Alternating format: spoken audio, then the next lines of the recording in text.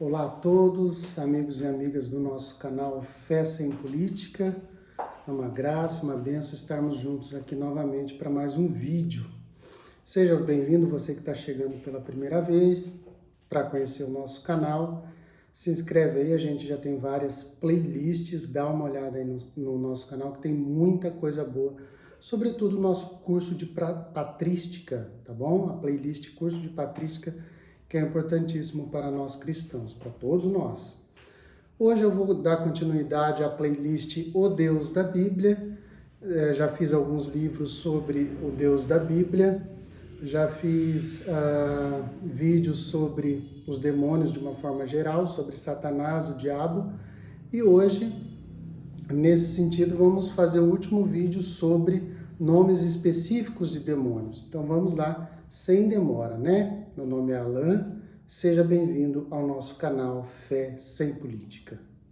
Bom, relativamente aos nomes específicos de demônios, como em todo este nosso estudo, nós temos aqui nomes que aparecem na Bíblia, tá? Nomes fora da Sagrada Escritura não nos interessam aqui. Por exemplo, nomes vindos de outras religiões, sejam gregas, indianas, religiões espíritas, orientais, de matriz africana, etc., não nos interessam aqui, tá bom? No final das contas, serão sempre demônios mesmo, né, para nós cristãos. E alguém disse uma vez que para se defender do inimigo é necessário conhecer e estudar quem ele é, quem são seus aliados e qual a estratégia de ataque dele. E é isso que procuramos fazer com esses vídeos sobre os nossos inimigos espirituais. Em vídeos anteriores, como eu já disse, nós já falamos dos deuses pagãos e dos demônios, do diabo e Satanás. Nesse, nós vamos falar dos nomes específicos dos demônios que aparecem na Bíblia, tá bom? Então, o primeiro é o aguilhão, né? Vou seguir mais ou menos a ordem alfabética aqui. O aguilhão ou espinho na carne que aparece em 2 Coríntios 12, 7. Nas palavras do próprio Paulo, é um anjo. Anjo, no grego, angelos, quer dizer mensageiro, né? É um anjo, mensageiro de Satanás. Diz Paulo, abre aspas, já que as revelações eram extraordinárias, para eu não me encher de soberba, foi-me dado um espinho na carne, um anjo de Satanás, ou um mensageiro de Satanás, para me espancar. Os estudiosos, e fecha aspas, né? Os estudiosos ainda não concordam a respeito do que ou de quem se trata esse anjo ou esse espinho na carne. Existe dúvida ainda. Não obstante, o que fica claro nesse texto são duas coisas, né? Primeira coisa, que o diabo ou Satanás é chefe dos demais espíritos malignos. E segunda coisa, que Deus permite ao diabo ou Satanás que envie seus demônios para nos surrar, né? De alguma forma, seja com ataque ou doença espiritual, física ou psicológica até, como aconteceu também com o justo Jó do Antigo Testamento que a gente citou em outros vídeos. E Deus permite tudo isso para um fim bom, que é o de nos lembrar de quem somos, ou seja, nada. E não permite que nos orgulhemos, pois tudo é dom e graça de Deus. Então, tudo isso fica latente nesse texto. Um caso parecido com este, mas em outro contexto, né, consta em 1 Coríntios 5, de 4 a 5. Aquele homem imoral, né, Paulo usa essa palavra imoral, da comunidade de Corinto, que cometia, o pecado de incesto, e que por isso Paulo e a comunidade o excluíram, né, o anatematizaram e o entregaram a Satanás, né, entre aspas, com a esperança de que ele se arrependesse e fosse salvo, né? Eu falo entre aspas porque eu estou citando o texto, né, literal, que aparece lá. Após esta exclusão da comunidade, esse mensageiro, o anjo de Satanás, foi fazer uma visitinha a esse homem. Olha só. Aqui também fica claro o poder que Deus concede à igreja, né? Não só sobre os homens, mas também sobre os demônios. Abre aspas, tudo quanto ligardes na terra será ligado nos céus. E tudo é tudo, inclusive anjos e demônios, né? A igreja tem esse poder de excluir, de considerar anatematizado, de anatematizar, de separar dela, né? Isso está em Mateus 18, 18 e 16, 19. O segundo demônio aqui é o Asmodeu, que aparece no livro Deuteronômico no livro Deuterocanônico de Tobias, no capítulo 3, versículo 8, no capítulo 8, versículo 3, tá? Em outras passagens. E só aparece aqui no livro de Tobit ou Tobias. Asmodeu significa aquele que faz morrer, como anjo destruidor de 1 Samuel 24, 16. Sabedoria 18, 25 também fala, que é um outro livro deuterocanônico. E Apocalipse 9, 11 fala desse anjo destruidor. É o contrário do anjo Rafael. Rafael quer dizer Deus cura. Esse anjo Rafael também só aparece no livro de Tobias. Asmodeu é um anjo decaído, um demônio, um inimigo da união conjugal, do casamento. Dessa forma, ele aparece também no apócrifo Testamento de Salomão, que é um livro apócrifo. Esse espírito maligno continua agindo em pessoas e instituições contrárias ao casamento tradicional. Olha que interessante. Como está no plano de Deus. O plano de Deus é a família tradicional, homem, mulher, Adão, Eva e filhos, né? Homem, mulher e filhos. Esse é o plano de Deus. Então tem esse demônio, Asmodeu, que é contrário a isso. Se você ainda não leu o livro de Tobias, eu recomendo fortemente que você faça, né? Mesmo não sendo católico, é um livro muito bom, muito instrutivo para todos os cristãos. O próximo demônio é o Azazel, ou sátiros, né? O Azazel faz parte dos sátiros, que a primeira vez que ele aparece ali em Levítico 16, 8 e seguintes, né? Nessa passagem aparecem 2 bodes, né? Esse Azazel seria um dos bodes ou o nome de um lugar. Porém, o mais provável é que designa um demônio, que os antigos hebreus e cananeus acreditavam que habitasse o deserto, as minas, né? A terra árida, os lugares onde Deus não exerceria a sua ação fecundante, né? Então, tudo aquilo que é contrário à fecundação, à vida, ao nascer, ao desabrochar, seria coisa desse bode, desse Azazel, desse sátiro, desse demônio, né? No original hebraico de Levítico 17:7, esse bode é chamado de peludo ou cabeludo. Olha que interessante. No hebraico original. Era um demônio em forma de animal, chamado pelos povos antigos de sátiro. Tecnicamente, os estudiosos afirmam que esse é um caso de passagem da zoologia para a demonologia. Então, eles assemelhavam, né, os demônios aos animais e vice-versa, né? O bode, figura do demônio, né? Esse tipo de demônios aparecem como sátiros dançantes em meio às ruínas das cidades em Isaías 13, 21 e 34, 4. Então, quando pela guerra é arrasada as cidades, o imperador vai lá e arrasa as cidades, aquelas ruínas que ficam das cidades são abrigo desses demônios, desses sátiros dançantes, né? Alguns israelitas, por que eles eram condenados, esses demônios, né? Os israelitas eram tentados a fazer sacrifícios a esses tipos de demônios, a esses sátiros, para alcançar benefícios. Olha só. Mais tarde na história, e até hoje, seitas satanistas e sociedades secretas cultuam esse sátiro, esse demônio em forma de bode. Até hoje tem, né? Seitas, o satanismo usa muito isso, aquela cabeça de bode como símbolo do demônio, né? Esse é o Azazel. O próximo é o Belial ou Beliar, né? Aparece em Deuteronômio 13, 14, 2 Coríntios 6, 15 e em várias outras passagens.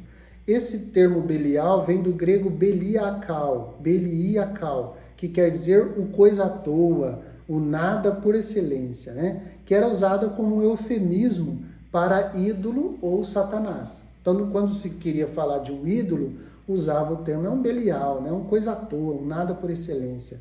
Um ídolo, um deus falso, né? Ou o próprio Satanás, é uma coisa à toa, né? É como o Padre Léo usava, né? E outros pregadores usam, né? o encardido, né? E tantos outros apelidos, é como um apelido, né? No início, portanto, o Belial era como um adjetivo. Por exemplo, na Bíblia, quando aparece esse Belial, ele não era usado somente aqui para o ídolo e para Satanás, mas era usado para os filhos rebeldes, por exemplo, né? Então eram chamados de filhos de Belial. Olha, aquele lá é um filho sem utilidade, quer dizer, é um filho de Belial, é um vagabundo aí, não quer trabalhar, não quer fazer nada, então é um filho de Belial. É um inútil, um vadio, uma pessoa má também, né? Uma pessoa de má índole, de mau caráter, eles chamavam de filho de Belial. Está na Bíblia, né? Essas passagens, quando chama de filho de Belial, pode saber que é isso, filho sem utilidade, um vagabundo, uma pessoa má, um vadio, né? E é por isso que esses adjetivos caracterizavam os inimigos de Deus e do rei. Então, os inimigos de Deus e do rei eram chamados de filhos de Belial. Em Naum 11, por exemplo, Naum capítulo 1, o profeta Naum capítulo 1 e versículo 11, indicava o rei Senaqueribe, que insultou a Deus, chamava esse Senaqueribe de filho de Belial. Mais tarde, porém, Belial foi sendo usado como nome próprio e relacionado ao poder do mal e ao próprio espírito das trevas, ao próprio Satanás. Assim aparece em 2 Coríntios 6,15 nos escritos apócrifos, por exemplo, no Testamento dos 12 Patriarcas e na regra que foi encontrada nas grutas de Qumran, tá bom? Já etimologicamente, Belial pode designar o Sheol ou a morada dos mortos, né? E também o caos, o agitador, o subversivo, o inimigo do direito. Nesse sentido, o profeta Naum, que a gente citou, no capítulo 2, versículo 1, vai caracterizá-lo como o grande inimigo do direito dos povos, o Belial. Aquele que tem intenções infernais, que se encarnava, entre aspas, em seu tempo, no rei de Nínive, Assurbanipal. Então esse Assurbanipal era tido como inimigo do direito dos povos, né? Principalmente do povo de Israel. Então ele era chamado de Belial, filho de Beliar, né?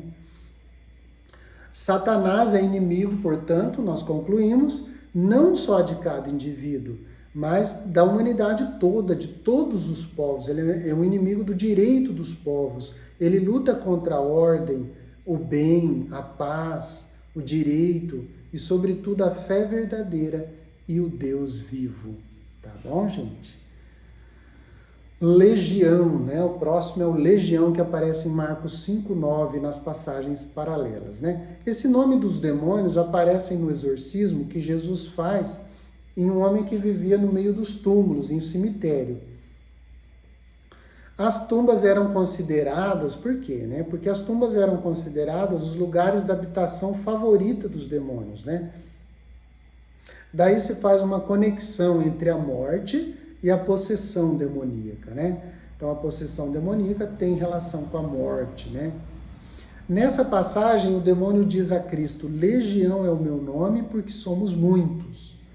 Alguns estudiosos afirmam que o nome latino Legio, usado pelo evangelista Marcos, sugere um ataque verbal contra as legiões romanas, né? Os exércitos romanos eram chamados de legiões, de legião. Eles ocupavam a Palestina, então talvez seja uma crítica do evangelista Marcos às legiões romanas, ao exército romano que ocupava a Palestina, tá bom? O versículo 13 fala de 2.000 porcos. A legião romana era constituída de milhares de soldados, né? Então seria Outros estudiosos, exegetas, entendem que a palavra legião poderia ser simplesmente uma forma de dizer que muitos demônios, né? Milhares de demônios possuíam aquele homem. Ou pode ser ainda um dispositivo por meio do qual o próprio demônio evitou de dar o seu verdadeiro nome, né? Pois na época eles acreditavam que se alguém soubesse ou pronunciasse o nome de uma pessoa, poderia ter controle total sobre essa pessoa. Então o demônio esconde o seu próprio nome. Nós somos muitos, nós somos legião. Então não quis falar o nome, porque se Jesus soubesse, Jesus controlaria ele ou eles, né? Mas não adiantou nada, né? Não falar o nome. Esses demônios continuam a agir onde hoje, né? Nas pessoas, entre eles adolescentes e jovens, e também em grupos macabros, né? Que gostam de estar à noite em cemitérios, nos túmulos. Tem muito isso, né? Hoje em dia, jovens, grupos góticos, essas coisas, ficam lá no cemitério, são influenciados por esse demônio, né? Por essa legião. De forma geral, age na divulgação da cultura de morte. Então, essa legião, né, que quer a morte, que quer o túmulo para as pessoas, que quer a condenação das pessoas, age na cultura de morte, sobretudo na propagação do aborto e em atividades de Halloween e bruxaria. Então, tudo aquilo que incentiva a morte, né, do ser humano, a degradação da dignidade e a morte do ser humano, tem a influência desses demônios, do legião, né? Há até grupos satanistas e uma seita muito ativa no México, né, no país do México, que adora a morte como uma deusa. Então isso é macabro, isso é terrível, né? Mas existe lá uma seita no México que adora uma deusa, a deusa da morte, né? Então, tudo por influência do legião, né? O próximo demônio é o Lilith, né, que aparece em Isaías 34:14 e também ali em Zacarias 5:9. Trata-se de um demônio feminino, conhecido na Mesopotâmia com o nome de Lilitu. Então, lá nos povos mesopotâmicos, fora da Bíblia, eram chamados de Lilitu. Provavelmente era um demônio da tempestade.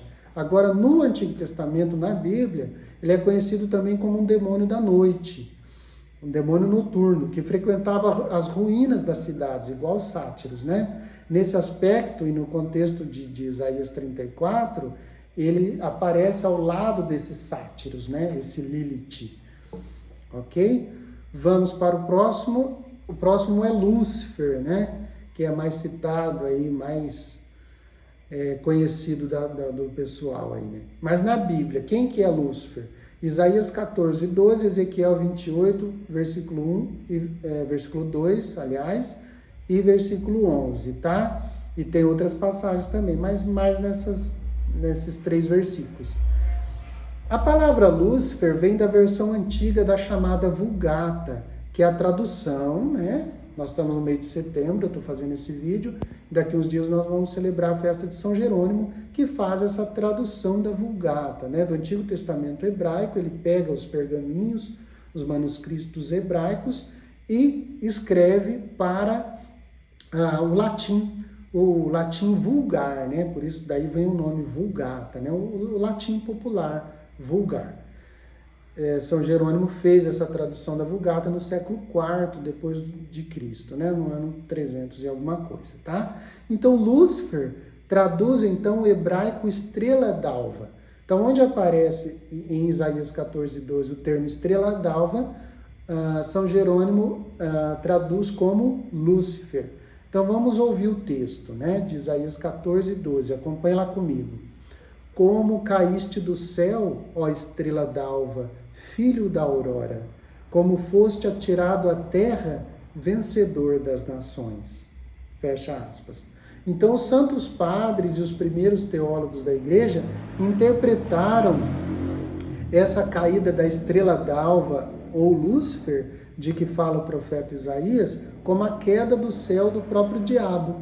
Então, é uma interpretação dos santos padres e dos primeiros teólogos, né? Então, na tradição cristã, Lúcifer se identifica, portanto, com o diabo ou Satanás, que é o príncipe dos demônios, né? Nem precisamos falar do quanto esse nome fez sucesso na produção de literatura e no teatro medieval, né? Mas atualmente entre seitas obscuras, satanistas e em grupos de artistas e músicos, né? Até os músicos usam muito o tal do Lúcifer, né? Tem até uma série lá de uma dessas servidoras de streaming aí, né? Que chama-se Lúcifer, né? Terrível isso. No cinema, em filmes e séries, etc. Tá bom?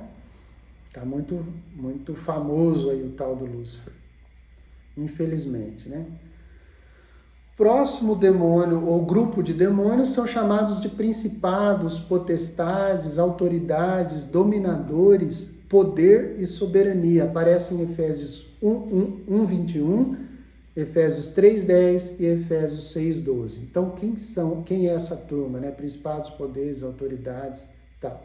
Com essas palavras, Paulo mesmo acaba de qualificar os espíritos do mal, que povoam as regiões celestiais. Paulo mesmo vai explicar isso, né? Conforme a opinião dos antigos, esses espíritos governavam os astros, o sol, a lua, as estrelas, os planetas, né? E através desses astros, eles dominavam todo o universo. Então, até hoje, né, tem gente que acredita em astrologia, em signo, zodíaco, essas bobageiras toda, né? Então, estão dominados por esses, em cabala, né? Estão dominados por esses dominadores, esses principados e potestades, né? Como se os astros tivessem alguma influência sobre a vida espiritual humana, a vida psicológica, a vida social, e esses astros são, por sua vez, dominados, né? Governados por esses principados e potestades e autoridades, né?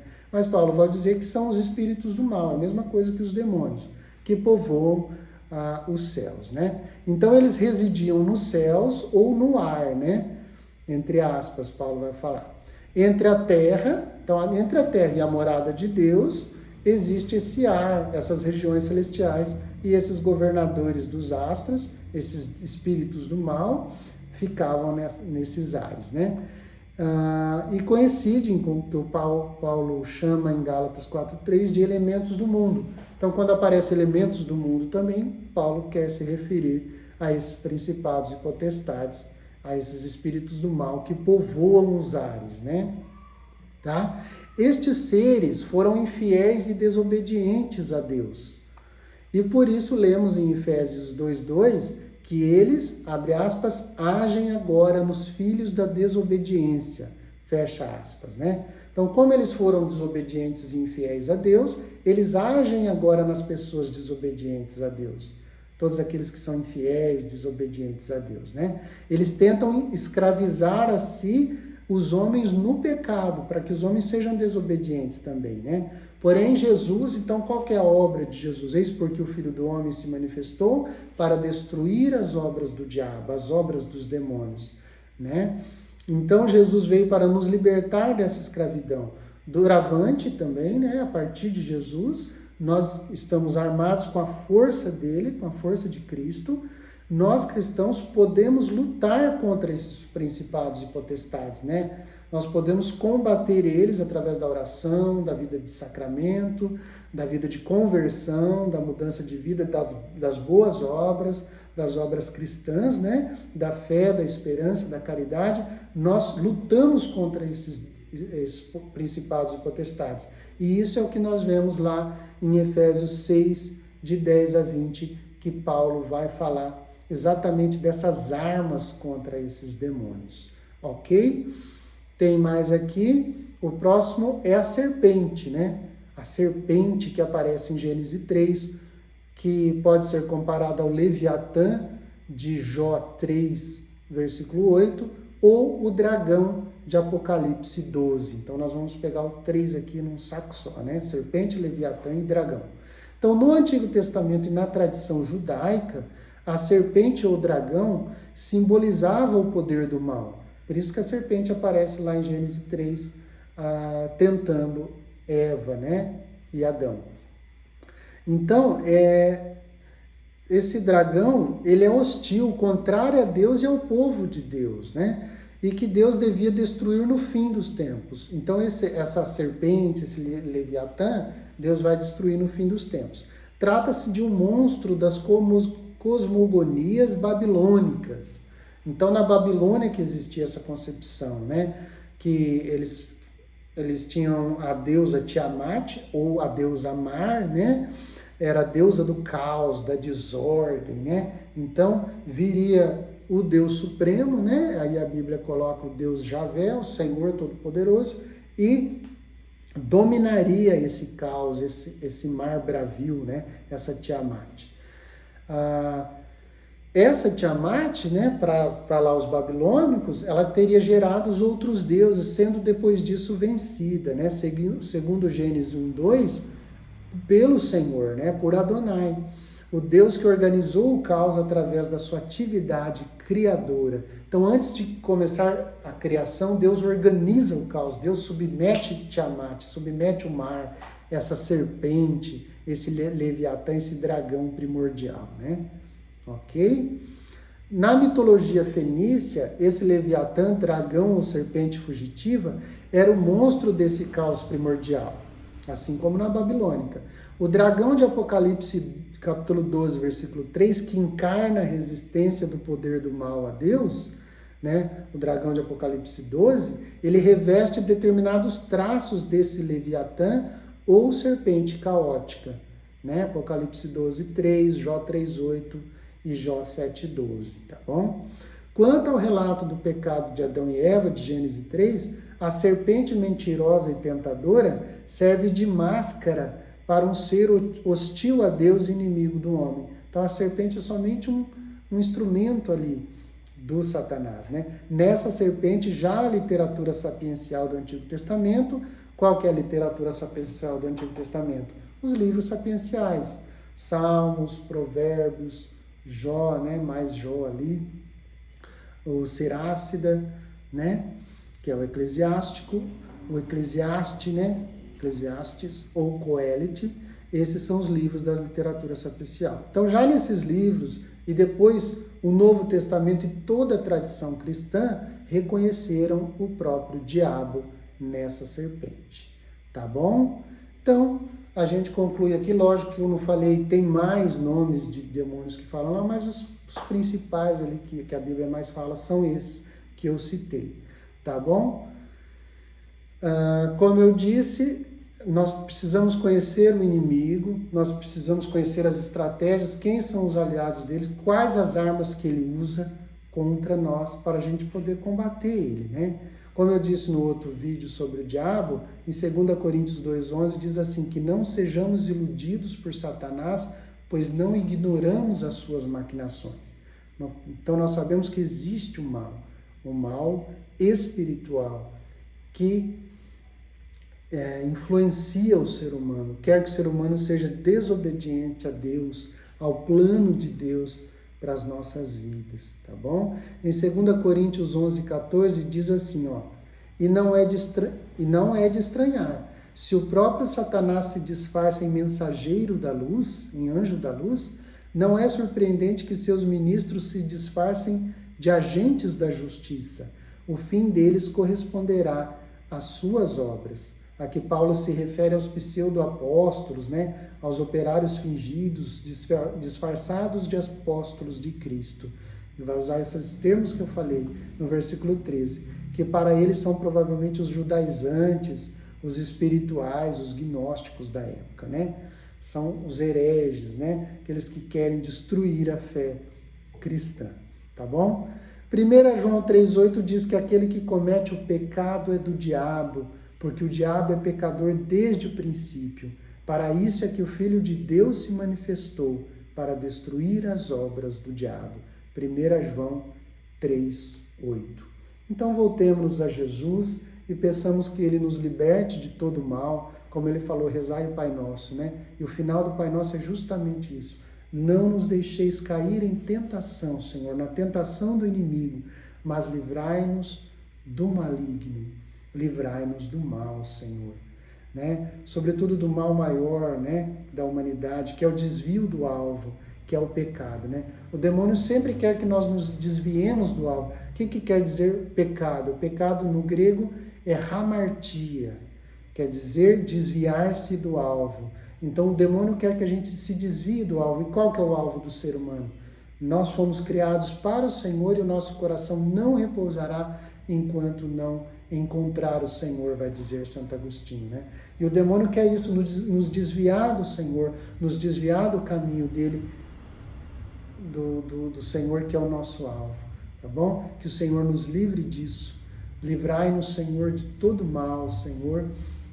Eu tenho aí um vídeo de várias orações de libertação. Eu recomendo que você faça essas orações sempre que você estiver em algum perigo e tentação, tá bom? E uma palavra aqui de São João Bosco, que diz assim, a oração é uma arma que devemos manter sempre pronta para podermos nos defender nos momentos de perigo.